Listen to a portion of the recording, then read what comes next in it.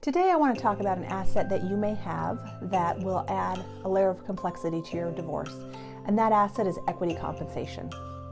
Whether you or your spouse receive equity compensation as part of your overall compensation from work, it can be a great asset, but it also adds a layer of complexity to divorce that you want to make sure you understand so that you get a fair and just settlement. Equity compensation can be very complex, and most employees who are receiving it aren't even totally sure what is the value of what they're receiving. So as the first step in your divorce journey, if either one of you have equity compensation, you want to start to gather all of the information that you can about it. This could include award letters, account statements, plan documents, vesting schedules, and any other information you can find that can help you and the people that are supporting you understand what kind of compensation is available and what are the potential issues when dividing it. So when I talk about equity compensation, there are typically 4 kinds of equity compensation that you may be receiving.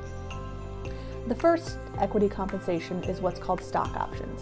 And basically this is the right to buy a share of stock in the future at a set price. Stock options can be either non-qualified stock options or what are called incentive stock options, and those differ in the way that they're taxed.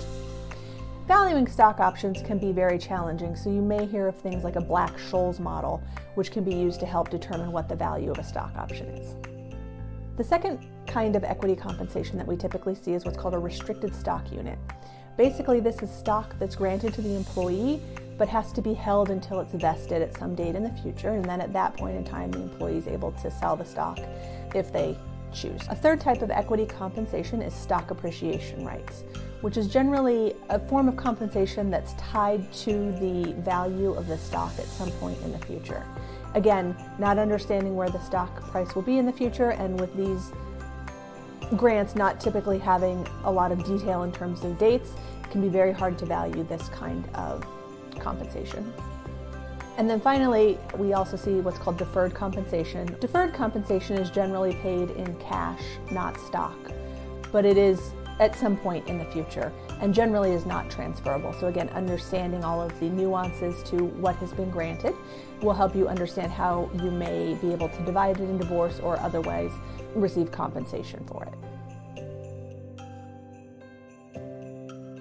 So with equity compensation, there's a couple of issues at play.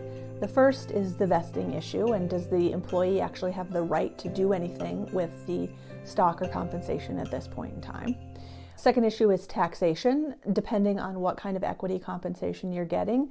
Some types are taxed when they're granted, some types are taxed when they're sold, some are taxed at capital gains, some are taxed at ordinary income, some require that you pay FICA tax in addition to ordinary income tax. So there's a lot of nuance in terms of what's been granted and that will determine how it will be taxed. And you want to take into account that tax impact when you're coming up with a settlement. Otherwise, you could end up getting a very different number than what you think you're getting. There's also another factor to take into account when you are dividing equity compensation, and that is determining whether it is marital or separate property.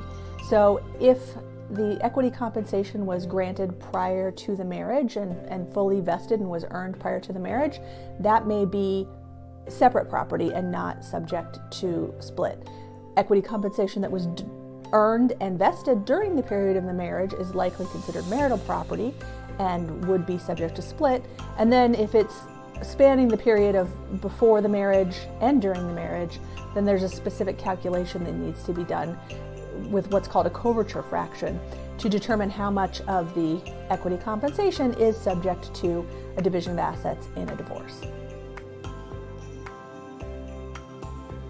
With all of the complexities involved with equity compensation and divorce, this is where a certified divorce financial analyst can be a real asset to you in terms of helping you understand what kind of equity compensation you're dealing with, what the tax impacts of that equity compensation are, and then also in terms of what might be marital versus separate property.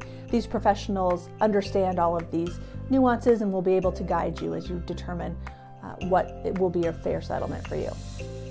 Equity compensation can be a great asset to employees and a great wealth builder. However, when it comes to divorce, it's a very complicated topic and one that you'll want to get professional guidance to work through. whether it's dividing up the equity, if that's an available solution, or coming up with creative ways to offset equity compensation that may not be available or vested yet with other marital assets so that the parties can end up on equal footing post-divorce. You definitely want to make sure that you have the right people in your corner to help you with all of these challenges.